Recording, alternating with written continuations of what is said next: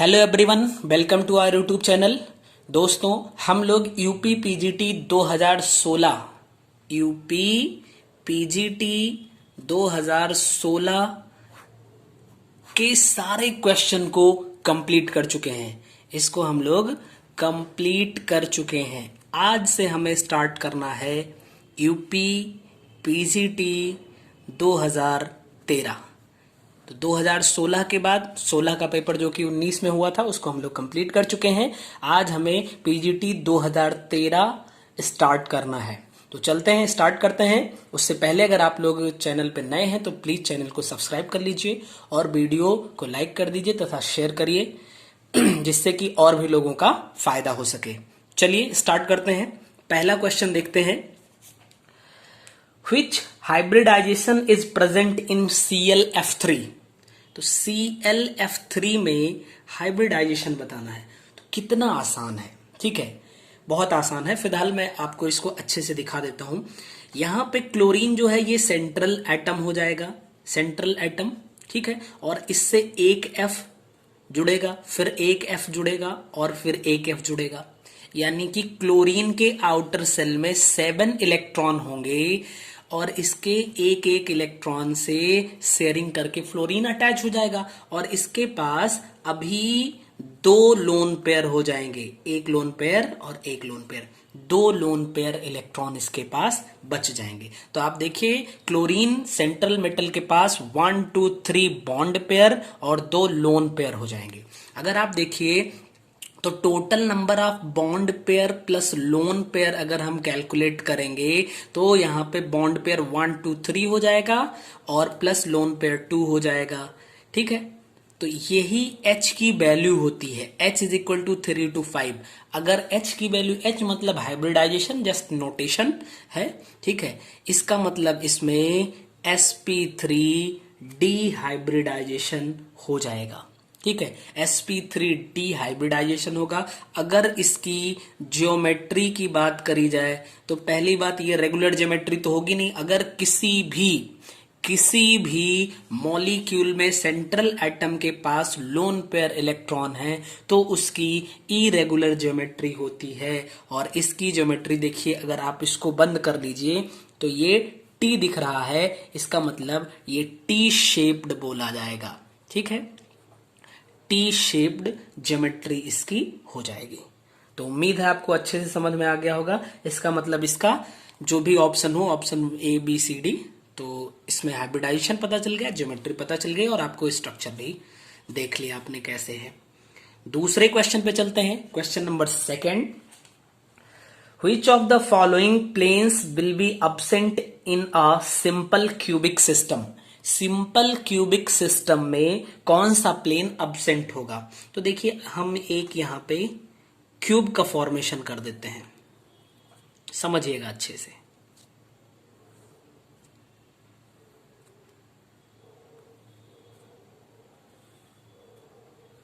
ये हमने एक सिंपल क्यूब का स्ट्रक्चर ड्रॉ कर दिया।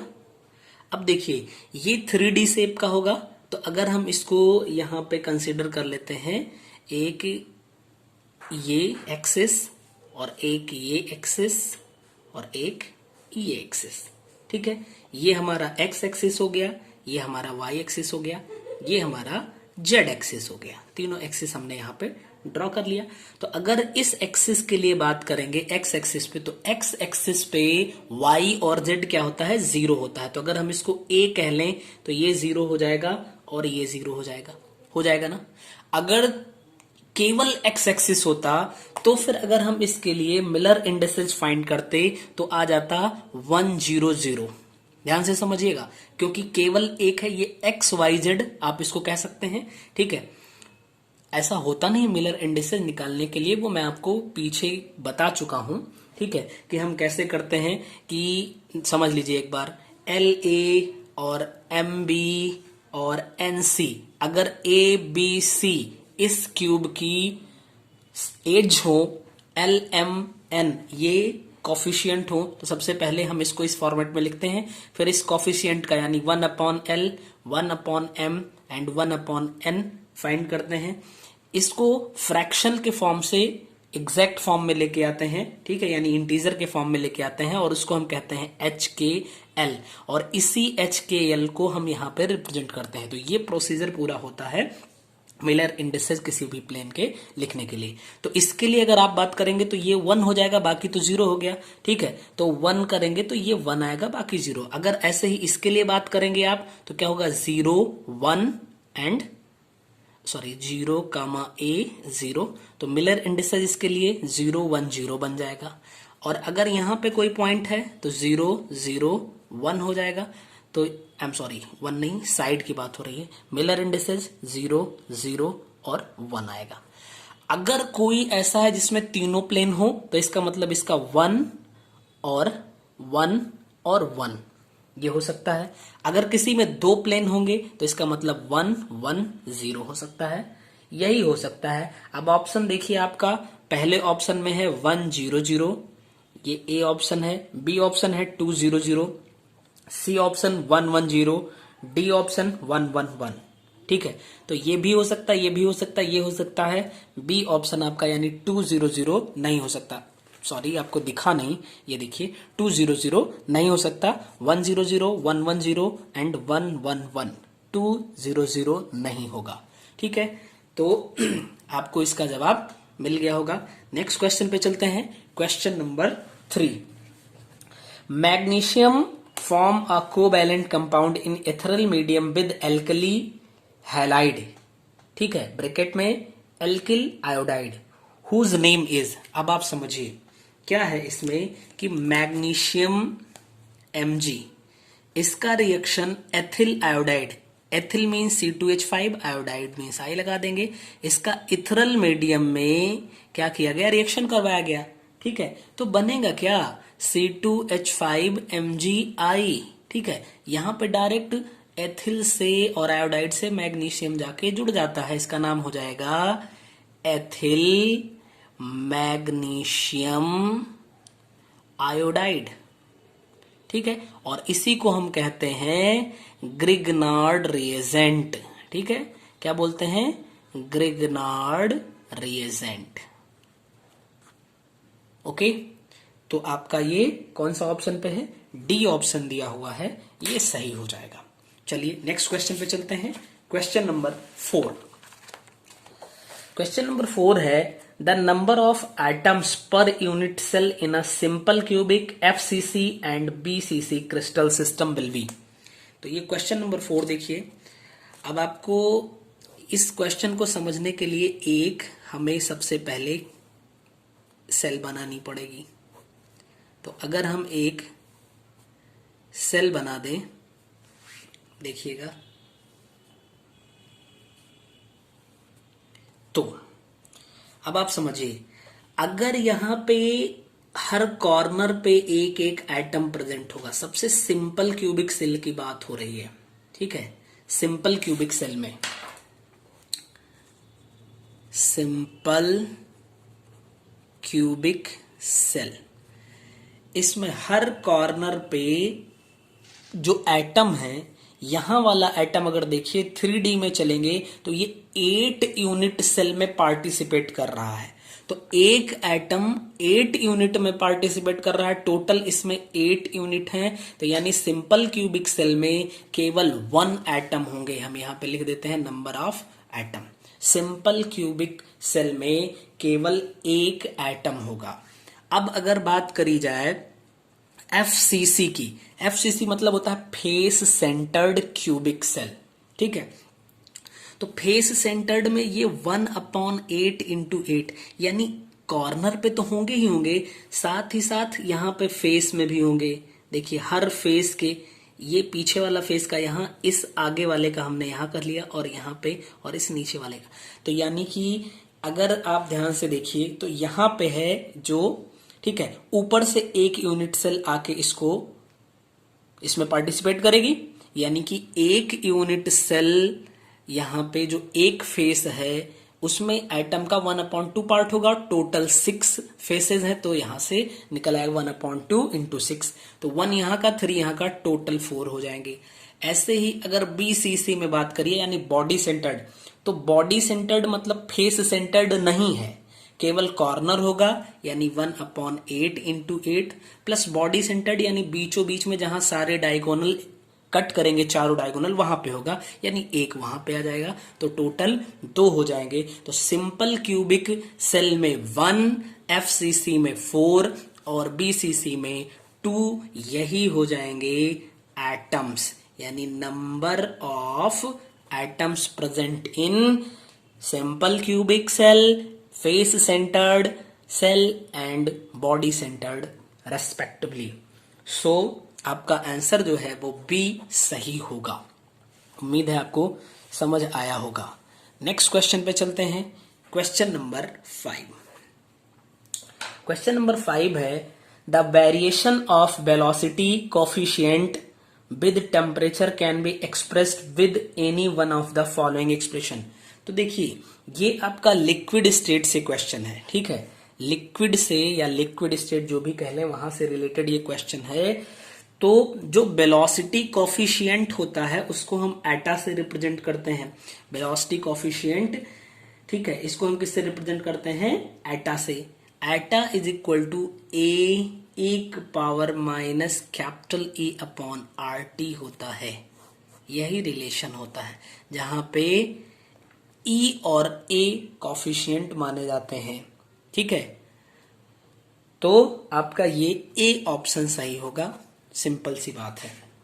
चलिए नेक्स्ट क्वेश्चन पे चलते हैं। नेक्स्ट क्वेश्चन है question number 7 the resemblance of lithium with magnesium due to one of the following reason. आप समझिए ये क्वेश्चन नंबर 6 है।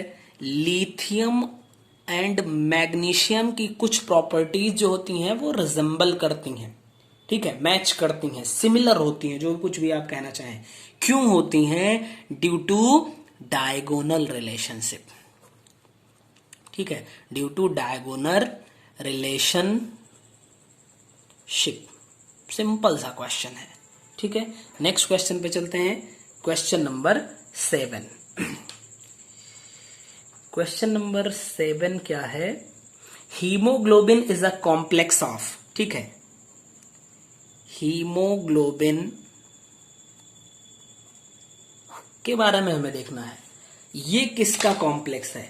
तो हीमोग्लोबिन जो है आपका, सबसे पहली बात तो ये आयरन का कॉम्प्लेक्स है, ठीक है। ये किसका कॉम्प्लेक्स है? आयरन का कॉम्प्लेक्स है। इसमें आयरन जो होता है वो 2+ ऑक्सीडेशन स्टेट में होता है, ठीक। इसका काम क्या होता है?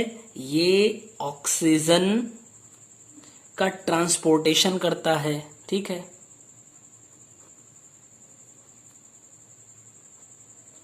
ऑक्सीजन का ट्रांसपोर्टेशन करता है।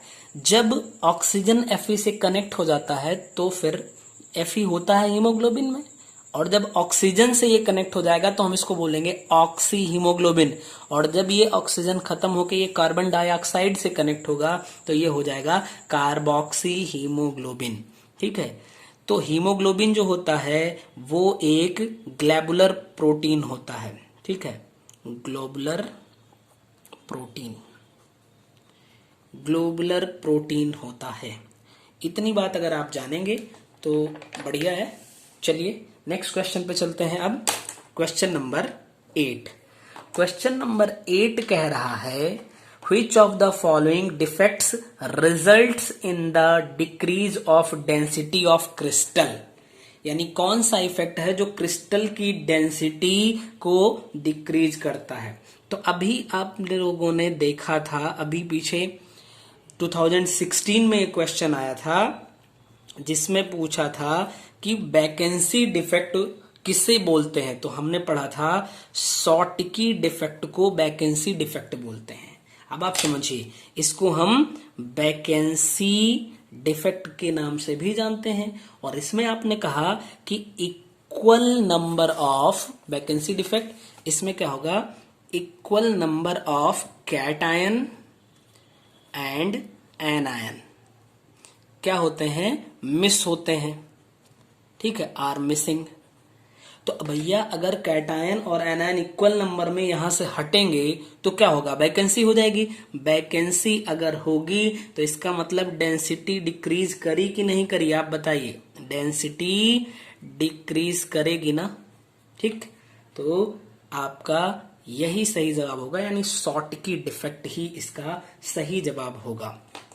चलिए नेक्स्ट क्वेश्चन पे चलते हैं। Question number 9, the average kinetic energy of the gas molecule is. आप देखिए जो गैसियस, ये गैसियस स्टेट का क्वेश्चन है, काइनेटिक एनर्जी जो होती है this is equal to 3/2 nRT।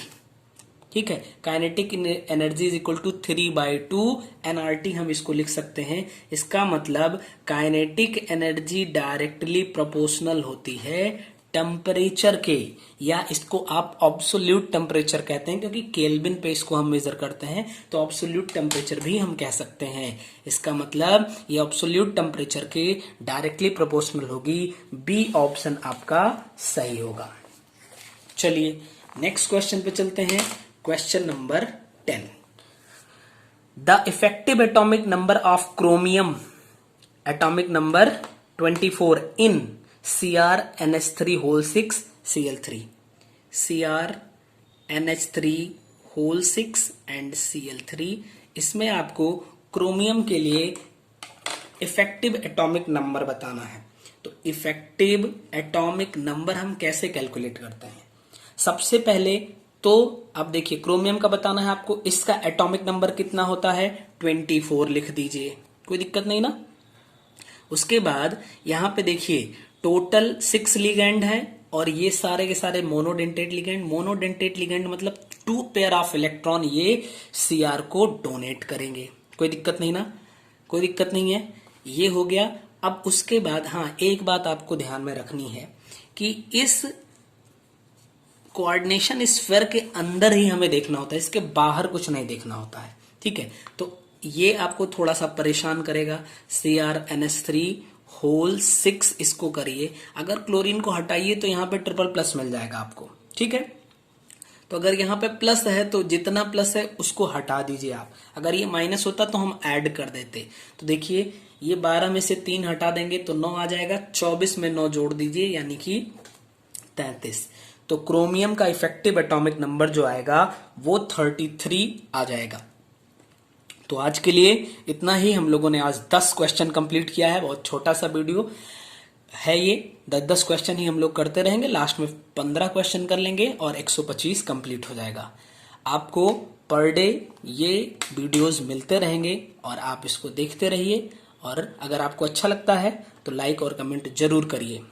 मिलते हैं नेक्स्ट वीडियो में, तब तक आप सभी लोग स्वस्थ रहिए और अच्छे से तैयारी करते रहिए। Thank you.